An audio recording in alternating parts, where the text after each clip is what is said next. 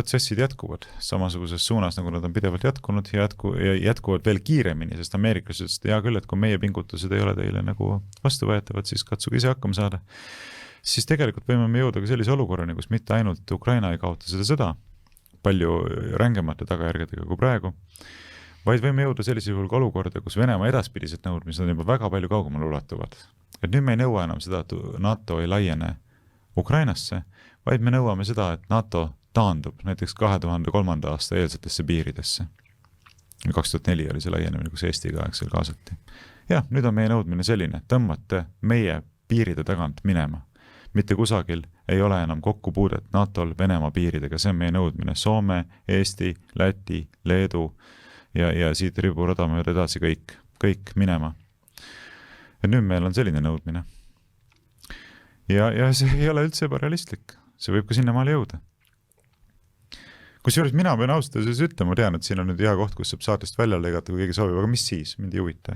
Et mingit pidi oleks see ka väga tervendav, kui asjad ka nii läheksid, et NATO sunnitakse taanduma ka Balti riikidest. Ja öeldakse, jah, nüüd on selline asi, et siit kolite minema, lähete minema, jääb see neutraalseks buffertsooniks, eks ei kuulu mingitesse sõjalistesse liitudesse need riigid. Ma arvan, et mingit pidi meie poliitiline kliima terveneks sellest päris kõvasti.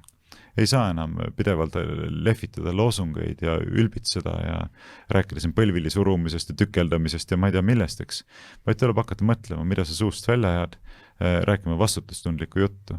Sellepärast, et keegi sinu selja tagast ei kata, sa pead ise olema suuteline oma sõnadest vastutama ja oma poliitiliste valikute eest vastutama. Mingit pidi mulle see lahendus täitsa meeldiks. Sest see, ma ütlen, looks palju sellise tervema poliitilise kliima, et inimesed hakkaks nagu suuremat sellist reaalsust taju ilmselt üles näitama.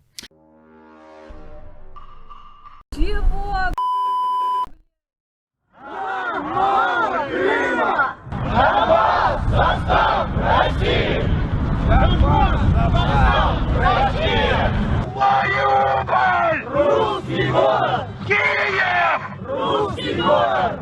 Таллин! Русский город! Минск!